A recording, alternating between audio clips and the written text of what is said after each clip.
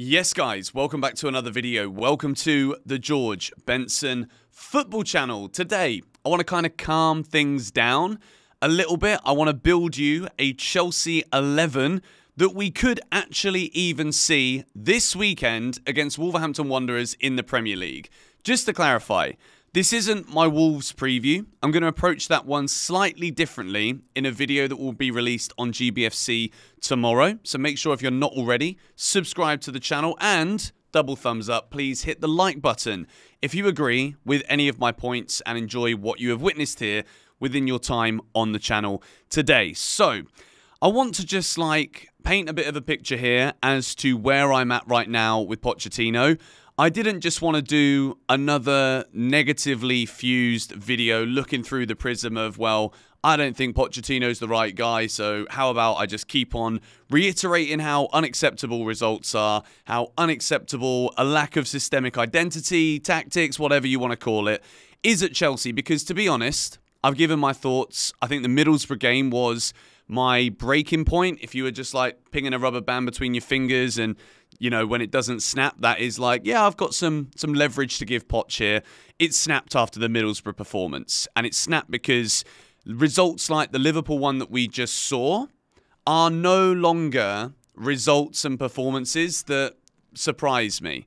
It's the only reason it's surprising is because despite the statistical good form in the build-up to that match, we can still, when up against a tough opposition, but underneath the lights in a tough crowd, we can still capitulate in the manner in which we did. So, the way I want to approach this today is based on the understanding of where I feel about Pochettino right now. I don't think Pochettino is the right manager for Chelsea. I think he is very set in his ways as to what he wants to do. And in terms of adaptability, particularly with a young squad who quite clearly aren't so great at receiving, taking on and implementing instructions, I think he's got to change the way that the overall Chelsea lineup is focused. And what I would say is that we've got these fullbacks, we've got the defenders, and all season long, the patterns of play that we do see when we're struggling to look for identifiable patterns in the Chelsea team, one thing you can guarantee is that the goalkeeper and the back four will pass it around one another, to one another, as often as they can possibly do so. It's the moment that the ball leaves the defenders where we are most susceptible to losing the ball, and that isn't to say that the defense is perfect and then it's the midfield and the attack that's the problem. It's absolutely not. We can see goals for fun, particularly in the Premier League away from Stamford Bridge, and there are also cataclysmic errors that these defenders are putting in game by game as well. So there is, by a long shot here, not too much praise that should be given for the defence. And again, there's no praise to be had with being able to pass the ball around a back line on like a carousel over and over again. It's like luggage that doesn't want to be collected at an airport. Just keeps on going around that same old bloody belt. So with this back four, moving into a midfield, I think what we need to understand here is that there is definitely a reality where Enzo Fernandez and Moises Caicedo, who we've spent over £200 million on, I think at this point in time, we can either just throw them under the bus and expect nothing, or we could be like, okay, well, individually, I think these two footballers could be really good footballers, but maybe the club haven't looked into the fact that they might not actually complement each other properly. And as a result of that, it looks like we've wasted 200 million, when a reality could have been that we maybe bought one of them for 100 million and then worked around it. You've then got to start throwing into the equation here the Pochettino impact, which is that we looked at Pochettino at the start of the season and thought, well, we've seen him play some great attacking football at Spurs. We saw him revolutionise a Southampton team to put them into the top half of the league table. And he's had a big job at PSG, working with some of the best attackers in the world. Didn't do very well. Great. So, yeah, hopefully, because we've got such a young squad, he can make it all work. It's not working, unfortunately. So I also think then, when you look at that back four and the way that we pass the ball around monotonously between those lot, you've then got to look at the width that we can include going forward. Raheem Sterling, Cole Palmer, who's probably the one that I would take out of the bracket, but Sterling, Mudryk, Madueke, I think are three massive issues at Chelsea right now. Sterling doesn't work hard enough. He's getting paid a massive packet, and I don't think he cares enough. Madueke and Mudryk aren't Premier League ready, let alone Chelsea ready, in my opinion at this point. Mudryk, in my opinion, should be playing in either the Ukrainian league right now or a half bottom of the table side in France, to be quite honest. And Noni Madueke, well, he's playing in the Eredivisie, should have stayed there for a bit longer. Or potentially a move to somewhere like Luton. You know what I mean? Like, bring a bit of spark and energy. Other than that, I don't really think he's it. So when you take those three wingers out of this Chelsea team, then you're going to see what I'm about to build in a second. None of those three feature whatsoever. Cole Palmer, he does feature. Little caveat side note.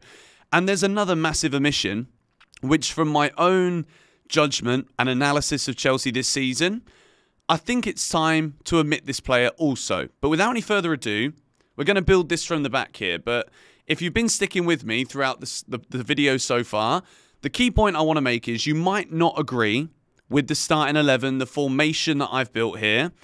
But I do think that this is something that we have not seen Pochettino try yet.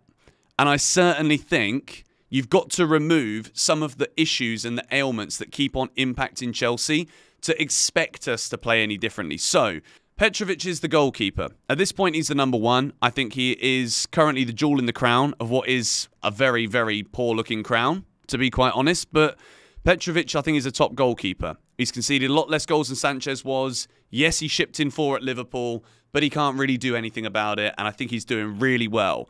We move into a back four. Malo Gusto on the right. I think Malo Gusto is a really tidy footballer. I don't think he should be in terms of like the overall criticism of the players and the effort and the quality. I don't think Gusto fits in with that they're not good enough agenda. We move into Thiago Silva and Levi Colwill. Thiago Silva, I think he's been good, and he's 39 years old, and we need to keep experiencing this team wherever we can. And Levi Colwill, I really think could be a top centre-back if he is played in the correct positions and not stunted by being bundled out to left-back. We move into Ben Chilwell. Ben Chilwell, despite that awful display that we saw at Anfield, is still an important component of this Chelsea team. I'm not saying that he's going to be the left-back for the next 5 years. I'm going to do another video about how we improve on this 11 over the course of the next few days. But this is what we've got to work with right now. And Ben Chilwell is the only fit left-back at the club. And I think one of the biggest issues that Poch has had is his insistence to play players out of their positions, whether it's because of the injury crisis or because he's got like this little... he's just tickling his pickle somewhere. Do you know what I mean? I don't want to see Colwill at left-back anymore. Chelsea need to really root ourselves here, understand where we're at, and start moving forward with consistency. And that also includes the lineups if we can actually do it, because players can stay fit. So, I now move into a midfield pivot. And Enzo and Caicedo, because the club have spent so much money on them, I absolutely think that the club are going to try and exhaust everything that they can this season to try and get these two players playing together. Conor Gallagher this season has been good at times in that midfield as a part of a three, but we have not seen that Enzo and Caicedo partnership enough. And the way that I've put this here is with the 4 players that we have ahead of Enzo and Caicedo, but all 4 of those players can do the attacking work. Enzo can be the guy that is expected to pass and break the lines between the two before the 2 strikers, and Caicedo is that machine. He's the brick wall in front of the defence, which we've seen him do in the early phases of his career. For whatever reason, I think with the inconsistencies with the lineups, with the shape of the team and the effort from some of them in the team, it's been difficult to see any kind of partnership build between Enzo and Caicedo. And when we move forward to the next 2 players in this lineup, which is Cole Palmer and Carney Chukwuemeka, you guys now see that I've omitted Conor Gallagher from my starting 11 here. I think it is time for Chelsea to transition away from the experiment that has been utilising the legs and the energy and the work rate of Conor Gallagher this season, because as of right now, even when Gallagher plays, he's having awful halves of football at Anfield. The goals aren't there. Yes, he's had a few assists this season, I think 6 in all competitions, but overall, there needs to be a new balance struck within this Chelsea team. And I think Carney Chukwuemeka, he looks really fit. since he's recovered from that injury, and even before the injury that we saw at West Ham away earlier this season when he scored that brilliant goal, and then a few minutes later, it stunted the whole season. For him, and you could even argue for Chelsea and Pochettino, who seemingly took a fancy to Chukwuemeka in the position that he was playing him in. So, with Cole Palmer there, kind of on the right-hand side, you've then got Chukwuemeka kind of operating on the left-hand side, but just in front of both Enzo and Caicedo. We can then utilise a strike partnership of Nicholas Jackson and Christopher Nkunku. You might be looking at this thinking, well, isn't there going to be a lot of onus now on Gusto and Chilwell as the natural width in these sides? Yes, both Gusto and Chilwell love to get forward. So they're going to be attacking fullbacks, coming down those lines. You've also got Cole Palmer, who likes to be out wide and drift inside. You've also got the industry there of Carney Chukwuemeka. Caicedo can simply sit there in front of those defenders, but also get forward when Chelsea attack, because what you've got here is you've removed the Raheem Sterlings, who doesn't like to run back, the Noni Maduekis, who doesn't run back, and the uselessness of Mudryk at this time. On the left-hand side, you've removed all three of those non-hard-working and non-balanced players in this Chelsea team. What you've got is the brilliance of Palmer there and the industry work rate and strength, I would say, of Chukwuemeka, with the ability to support both Enzo and Caicedo, but be a nuisance around Nkunku and Jackson up front. What we've seen Jackson do so well is drift off to that left-hand side. What can you then see? Chukwuemeka filling in the middle, dynamic attacking, less predictable attacking. See where we're going here? Same with Christopher Nkunku. I would say that right-hand side then with Palmer and Nkunku could become something that could be very fruitful for Chelsea, because what you've got there is erratic movements that can scare defenders, commit extra defenders because they're worried about the world-class ability on the ball of Christopher Nkunku, allowing the space for your Chukwuemekas, your Chilwells overlapping, your Gustos on that right-hand side to advance up the field, and hopefully make Chelsea a little bit less predictable. And at the same time, having both Nkunku and Jackson in the side. At this point, when you're getting rid of Armando Broja, you've not got strikers putting the ball in the net all season long.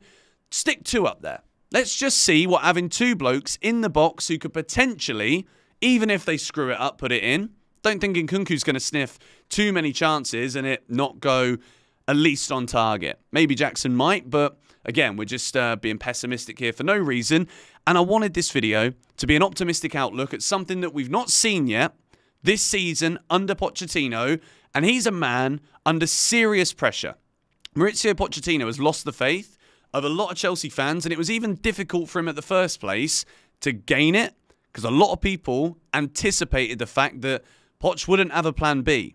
Poch hasn't been good at coaching world-class players before and underachieved. So a lot of people expected what they're seeing from Chelsea right now. Instead of just blitzing the players, blitzing the club 24/7, every video, I wanted to make this one today to get your thoughts on this. And I want to see this. I really want to see this. I think Madueke, Mudryk, Sterling are massive problems. And in an upcoming video where we keep looking at Chelsea's progress, the process, the rebuild, all of these horrible trigger buzzwords that I can't stand, but unfortunately it's either we go and look at it through that prism, or we keep going down the we're upset, we're unhappy, we're awful, how bad are these new owners prism. And it's like, it's not going to make football enjoyable for me. So let me know your thoughts on this video in the comments down below. Do you want to see this in the game against Wolves at the weekend, unless there's new injuries that we've got to somehow deal with? Thoughts in the comments down below. Subscribe to GBFC if you are new. Hit the like button if you enjoyed yourselves here. And make sure you check out my new vlog channel. Link in the description. Come on, you Blues.